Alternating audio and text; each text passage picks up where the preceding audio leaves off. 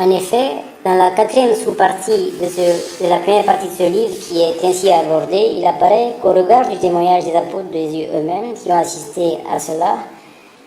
et qui est confirmé par toutes les paroles de la Bible qui ne comportent aucune injustice ni de contradiction, ainsi que par le témoignage de Dieu lui-même, que s'est-il donc passé au cours des événements relatifs à la crucifixion, qui ne comportent maintenant plus d'enjeux concernant le fait d'être sauvé ou non, d'être sauvé le jour dernier plutôt. Avant de montrer le témoignage des apôtres qui étaient avec Jésus pendant ces événements, il est indispensable que vous jugiez vous-même la véracité ou non des versets sur lesquels sont fondées la croyance à la crucifixion de Jésus. Et voici le plan que nous vous proposons d'examiner sujet par sujet. La première catégorie de preuves montre que les prophéties d'Ésaïe dans les évangiles, citées comme raison pour laquelle Jésus devait être crucifié, ne parlent même pas de Jésus, mais de Kédar, qui, selon Genèse chapitre 25, verset 13, est le deuxième fils d'Ismaël. Toutes les autres prophéties qui annoncent la crucifixion de Jésus comportent de telles anomalies que nous vous laissons juger vous-même. Les deuxièmes catégories de preuves montrent que les versets dans tous les évangiles, du début à la fin, les 4 évangiles, les récits de la crucifixion comportent des contradictions à chaque étape qui sont montrées dans ce livre, notamment dans les annexes, dont voici quelques exemples. Au sujet de l'heure de la crucifixion, selon Marc chapitre 15, verset 25, c'était la 3e heure quand ils le crucifièrent, tandis que selon Jean chapitre 19, verset 14 à 19, à la 6e heure, il n'a pas encore été crucifié, puisque Jean dit, chapitre 19, verset 14, c'était la préparation de la Pâque, et environ la 6e heure, Pilate dit aux Juifs, voici votre roi, mais ils s'écrièrent, ôte, crucifie-le, comme cet exemple le montre, et beaucoup d'autres que vous pouvez le constater en lisant jusqu'au bout, en plus des annexes. Il existe des contradictions à chaque étape dans les récits des 4 évangiles au sujet de la crucifixion, qui montrent que la croyance à la crucifixion de Jésus n'est fondée que sur les versets qui ne comportent que des contradictions, voire des falsifications quelquefois, ce qui montre qu'en résumé, qu'elle n'est fondée que sur des affirmations non réelles,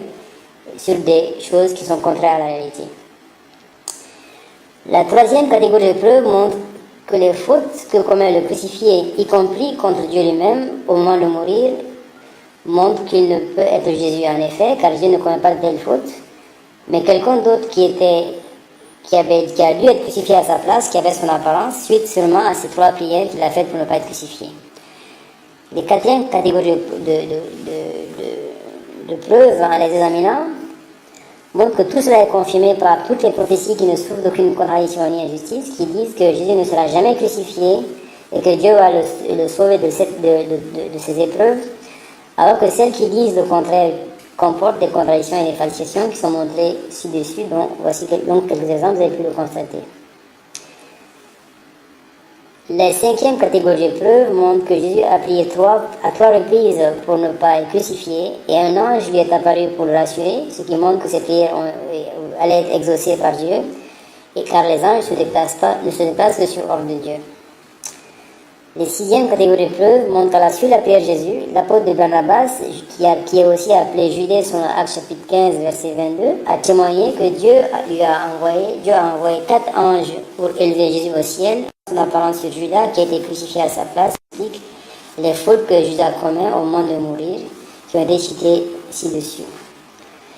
Les 7e catégorie de preuves montrent que Dieu lui-même a témoigné que Jésus n'a jamais été crucifié et que c'était un faux semblant,